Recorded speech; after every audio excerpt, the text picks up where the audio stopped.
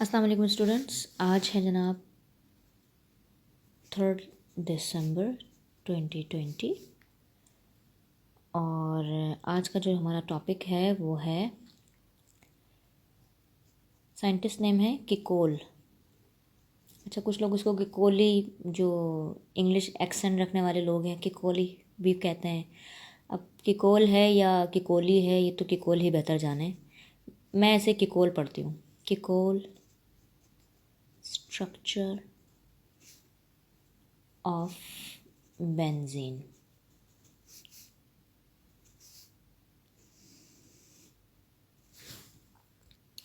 सबसे पहले तो एक सवाल लिख लें इस टॉपिक से रिलेटेड कि write Kekule structure of benzene, what was the objection on his theory and how he defend his defend the objection. ये एक क्वेश्चन लिख लें और फिर उसके अकॉर्डिंगली हम इसका आंसर देंगे।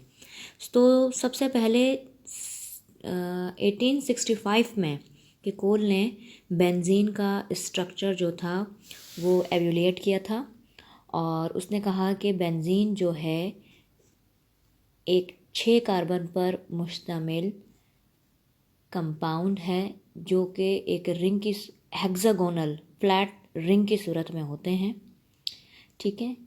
और ये जो मैंने रिंग बनाया है, ये रिंग में समझ लें हर इसका जो कॉर्नर है इसके ऊपर ये कार्बन है। ये हम इससे पहले भी डिस्कस कर चुके हैं। हर कॉर्नर जो है इसका वो कार्बन है इसको, और हर ऑल्टरनेट कार्बन के पास एक पाई बॉन्ड मौजूद होता है। इसके पास है, इसके पास नहीं है, इसके पास है, इसके पास नहीं है, फिर इसके पास है। इसको हम ऐसे कर कर भी डिफ़ाइन कर सकते हैं कि भाई ये जो रिंग है वो कुछ इस तरीके से बनता है। कार्बन लेकर बना सकते हैं।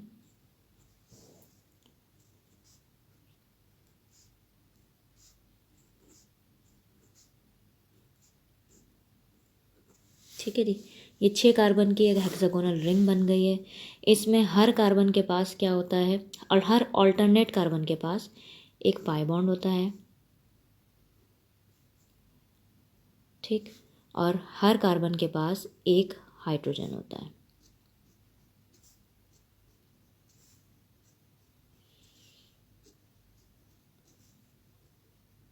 तो इसी बात को किकोल ने कहा कि भाई बेंजीन जो है एरोमेटिक कंपाउंड है और ये ऐसा हाइड्रोकार्बन है कि जिसमें 6 कार्बन होते हैं और ये 6 कार्बन एक हेक्सागोनल फ्लैट रिंग की सूरत में होते हैं। हर ऑल्टरनेट कार्बन के पास एक पाई बॉन्ड होता है और हर कार्बन के पास एक हाइड्रोजन होता है। चूँकि बेंजीन में हर ऑल्टरनेट कार्बन के पास एक पाई बॉन्ड होता है, इसलिए बेंजीन एक अनसैचुरेटेड कंपाउंड है। ये बातें इसने अपने स्ट्रक्चर में बताई थी और यही बातें आपने भी स्ट्रक्चर को डिफाइन करते हुए बता देनी है। अब बात कर लेते हैं कि किकोल के स्ट्रक्चर पर ऑब्जेक्शन क्या हुआ था, ठीक है। तो एक ऑब्जेक्शन तो ये था कि भाई किकोल ने कहा कि बेंजीन में पाई बॉन्ड होते हैं, जैसे यानी डबल बॉन्ड होता है। ये करेक्टर तो अल्कीन फैमिली के करेक्टर है। जैसे अल्कीन फैमिली एडिशन रिएक्शन करती है तो इन्हें भी क्या करना चाहिए, बेंजीन को भी क्या करना चाहिए, एडिशन रिएक्शन करना चाहिए। तो पहला ऑब्जेक्शन क्या हुआ कि it should give addition reaction, लेकिन इसके बरखिलाफ बेंजीन अपने रिएक्शंस में सब्स्टिट्यूशन रिएक्शन देती है, ना कि एडिशन रिएक्शन। तो उस वक्त ये एबल नहीं था कि इसको डिफ़ाइन कर पाता। बाद में इसने, जब ये ऑब्जेक्शन हो गए उसके बाद इसने फिर से इस ऑब्जेक्शन को कैसे डिफेंड किया था ये भी हम आगे जाके देखेंगे। और दूसरा ऑब्जेक्शन ये था कि इसे 2 डाई सब्स्टिट्यूटेड ऑर्थो प्रोडक्ट देनी चाहिए अपने कंपाउंड्स में। दूसरा ऑब्जेक्शन ये था कि इसको अपने कंपाउंड्स में अगर जैसे जो सब्स्टिट्यूटेड प्रोडक्ट बना रहा है तो इसे डाई सब्स्टिट्यूटेड ऑर्थो कहते हैं। एडजेसेंट कार्बन के ऊपर जब कोई सब्स्टिट्यूएंट आके लगता है तो इन पोजीशन को ऑर्थो पोजिशंस कहते हैं, जो एक्स और वाई जिस पे लगे हुए हैं, ठीक है। तो या तो ये वाली यानी कि ये पोजीशन हो जाएगी कि कार्बन यानी कि उन दो कार्बन्स पर जो कि सिंगल बॉन्ड रखते हैं, या वो दो कार्बन जो कि डबल बॉन्ड रखते हैं, उन पर डाई सब्स्टिट्यूटेड प्रोडक्ट होने देना इसको चाहिए, ठीक है। जैसे कि ये अल्कीन फैमिली देते हैं, जैसे कि हमने एडिशन देखा हुआ है, लाइक जैसे हम इथीन की अगर हम बात करें, तो जब इथीन अपने एडिशन रिएक्शन करते हैं, फॉर एग्जांपल हम इसकी क्लोरिनेशन कराते हैं, तो ये क्या करता है, डबल बॉन्ड टूटता है और एक के पास एक क्लोरीन और दूसरे के पास दूसरा क्लोरीन आके लग जाता है। तो ये होता है ना एडिशन में। तो इसको भी इसी तरीके से अभी डाई सब्स्टिट्यूटेड हो गया ना, यानी डाई क्लोरो इथेन बन गया, डाई सब्स्टिट्यूटेड हो गया। तो ये डाई सब्स्टिट्यूटेड क्यों नहीं बनी, ठीक है, अगर बॉन्ड टूट रहा है तो, ठीक है। तो ये दूसरा ऑब्जेक्शन था जो कि इसके स्ट्रक्चर के ऊपर हुआ।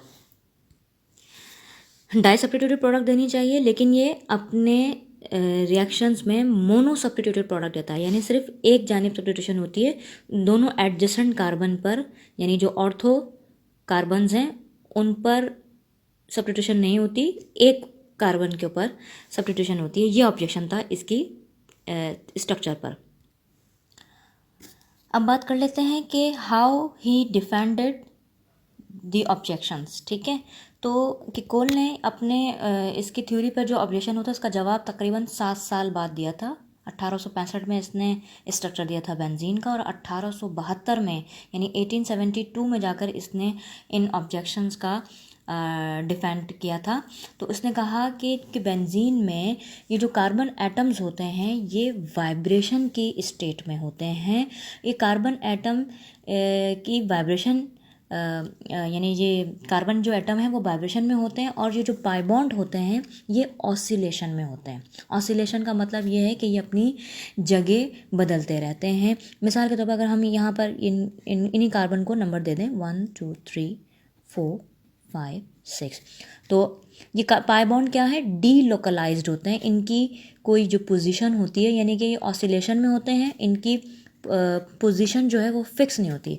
अब मिसाल के तौर पर ये डबल बॉन्ड है, अभी इस वक्त देखें तो पहले और छठे कार्बन के 6 नंबर के कार्बन के दरमियान में, ठीक है। और फिर यही जगह बदल कर अगर इसको भी हम नंबर दे दें, यहाँ पर मैंने एक स्ट्रक्चर एक और बनाया है ताकि मैं इस बात को एक्सप्लेन कर सकूँ, ठीक है। अभी देखें तो 1 और 6 के दरमियान में डबल बॉन्ड है, थोड़ी देर में ये घूमकर कहाँ चला जाएगा, पहले और दूसरे कार्बन के दरमियान में। इस वाले में देखें तो दूसरे और तीसरे के दरमियान में थोड़ी देर में घूमकर ये कहाँ पे आ जाएगा, तीसरे और चौथे के दरमियान में। यहाँ देखें तो चौथे और पाँचवें के दरमियान में थोड़ी देर में घूमकर ये पाँचवें और छठे। तो यानी कि ये जो पाई बॉन्ड हैं आधे वक्त के लिए एक कार्बन के पास होते हैं, तो दूसरे आधे वक्त में ये दूसरे कार्बन के पास होते हैं। इनकी जो पोजीशन है वो फिक्स्ड नहीं है, दे आर डी लोकलाइज्ड। और यही delocalization of pi bond benzene में सब्स्टिट्यूशन रिएक्शन के ज़िम्मेदार होते हैं, और यही पाई बॉन्ड्स बेंजीन में मोनो सब्स्टिट्यूटेड प्रोडक्ट बनाने के ज़िम्मेदार होते हैं, डाई सब्स्टिट्यूटेड प्रोडक्ट नहीं बनती है। तो इस तरीके से इसने क्या किया था, अपने थ्योरी पर होने वाले ऑब्जेक्शन का डिफेंड किया था। बेंजीन के पाई बॉन्ड की डीलोकलाइजेशन को समझने के लिए फैन के लिम्स आप देखें, 3 इसकी ये पंखड़ियाँ हैं। अभी ये स्टैटिक फॉर्म में है। अगर हम इसके जो फैन की लिम्स हैं इसके ऊपर 1 2 और 3 मेंशन कर दें, तो अभी तो आप बता सकते हैं कि भाई पहले नंबर की पंखड़ी कौन सी, दूसरे नंबर की कौन सी, तीसरे नंबर की कौन सी है। लेकिन अभी हम अगर फैन चला दें, ठीक है, तो देखें अब अगर आप इसमें एज्यूम करें कि इसमें 1 2 3 लिखा हुआ हो, तो अब इस चलते हुए फ़ैन में आप नहीं बता सकते कि पहले नंबर की पंखड़ी कौन सी है। क्यों? क्योंकि अब ये डीलोकलाइज्ड हो गई हैं इन। सो पाई बॉन्ड की यही डीलोकलाइजेशन बेंजीन रिंग में सब्स्टिट्यूशन रिएक्शन की ज़िम्मेदार है, और इसके एबनॉर्मल बिहेवियर की ज़िम्मेदार है कि ऑल्दो इसके अंदर पाई बॉन्ड्स मौजूद हैं, डबल बॉन्ड मौजूद हैं, लेकिन उस और अनसैचुरेटेड है बेंजीन, लेकिन अनसैचुरेटेड होने के बावजूद बेंजीन एडिशन रिएक्शन नहीं देती आम हालत में, बल्कि सब्स्टिट्यूशन रिएक्शन देती है। सो ये थी बेंजीन का स्ट्रक्चर अकॉर्डिंग टू किकोल, उस पर क्या ऑब्जेक्शन हुआ और उसने कैसे से डिफेंड किया, ये तमाम चीज़ें आपने डिस्कस करनी है, वो जो क्वेश्चन आपको शुरू में बताया था उसके आंसर में।